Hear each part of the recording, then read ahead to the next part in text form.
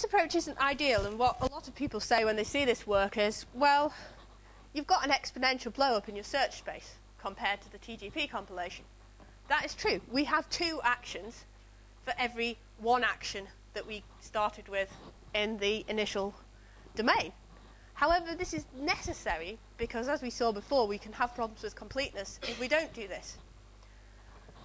But we made some observations, and that is that some problems don't have many actions that are not compression safe. It's sometimes only a few of the actions are not compression safe. And actually, most of the benchmarks, they only contain compression safe actions. So this is one problem you have when evaluating a system that deals with richer temporal domains. There aren't many domains out there that don't have actions that you can compress. So what we've done is we've created a method for defining when an action is compression safe. So we can use the TGP compilation on it and thus reduce the search space. And when we need to reason about the action as separate start and end actions so that we don't sacrifice completeness as we did before. So here's our definition of a compression safe action. All the end preconditions are invariants of the action. So basically we're guaranteed that throughout the action the end preconditions will be satisfied. The action has no negative end effect, no numeric end effects. Again, this is linked to negative end effects. It's harder in the case of numeric domains to tell whether a numeric effect is negative or positive, because we might want a low value of that fluent for a precondition, or we might want a high value. So we've just ruled out any numeric end effect. It may be possible in the future to extend that so that we can work out which are positive end effects and which are negative ones. And the other thing is there are no duration-dependent start effects. So no effects of the action depend on the duration of the action. So we can't say the fuel that's present depends on how long the action's been running or whatever. Conceptually, these actions have the property that the end effects can only have a positive effect on the plan. So ending the action is only ever going to do something good and helpful to the plan. And these actions occur a lot in temporal planning. So they're effectively extended strips actions, but they take away some resource from you at the start and they add it back at the end. So if you think of loading a package in driver log, they take away from you at the start the fact that the package is at the location, the fact that you can do something with that package, and they give it to you back when it's back in the truck. So that is only a positive effect, that you get the package back at the end. And similarly, drive truck. The truck leaves the first location, it's nowhere, you can't use it, and at the end we have this positive effect that gives us the back, the fact that the truck is there. So now we've defined these compression safe actions, we need to think of a way of exploiting them in order to speed up our search, because that's what we said we were going to do. And we decided to build this on Crikey 3 because it can still reason with the start and end semantics of the actions which aren't compression safe. So 3 observations to start with. In general, once an action, a start action, so this notation here, C, means C start.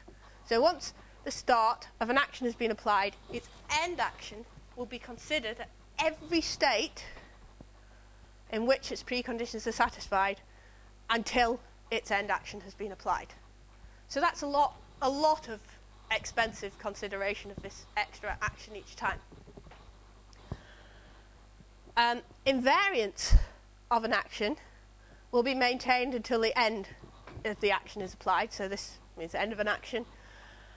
And we have noted that no action is allowed to be applied that invalidates an invariant of an open action. That's a property of Crikey 3. Now for a compression safe action, the preconditions of C end are a subset of the invariance of C. So we know therefore that if we've applied C start, for compression safe actions, C end is always applicable because we're not allowing the application of any action that deletes the invariance. So this is how we modified Crikey to deal with this. When C start is chosen for application, we immediately add the effects of C end to the current state. So we pretend that that action's ended and we can use its effects. But we do tag them in the current state just to say that if you want these effects, actually they belong to the end action. We annotate all the invariants in the queue to show that they can be removed by applying the end action. So if we need to apply anything that deletes an invariant, we can do. And now we just ignore C end as a possible action choice. So this is saving us a lot of extra consideration of actions, and clearly we could have multiple actions open here and we can reason with them all in the same framework. All their invariants are annotated with respect to that specific action. And then we don't need to reason about C end anymore. We can just automatically insert it according to some rules. So suppose we're applying an action D. D can be a start action or it can be an end action, it doesn't matter. If D conflicts with an invariant of C, then we just automatically put C end in the plan before D. And if D depends on an effect of C end, again we can just put C end in because we know they were annotated before, and we just insert D end before D, C end before D, and we get a valid plan. And that's great because now we don't actually have to think about C end at all. There's a slight complication. Suppose all these actions here, these are actions, so this is the STN for a plan now. These actions here, they might be start or end actions, they don't interfere with C, so we've just put them in, and normally what we would do is put in the constraint that the minimum duration, the maximum duration for C. So, but suppose these black actions here are, the sum of their durations is greater than the duration of action C. We've got an invalid plan. We're imposing the temporal constraint that all these actions, because we've got a total order, must come before C end. And we don't want to do that. And fortunately, we also know, because of the invariant check that we've done, that actually none of these actions conflict with the action C end, because we were maintaining the invariants of C, which were also the preconditions of C end. So C end can actually go at any point within this bit of the plan, so it doesn't matter. So instead of putting C where we actually added it to the plan, we just put it here. It's got to come sometime after C. It can come any time within these actions, and it's got to come epsilon before D, the action that actually needed. Now we have a proof in the paper that the use of compression-safe actions in this way maintains soundness and completeness whilst reducing the search space.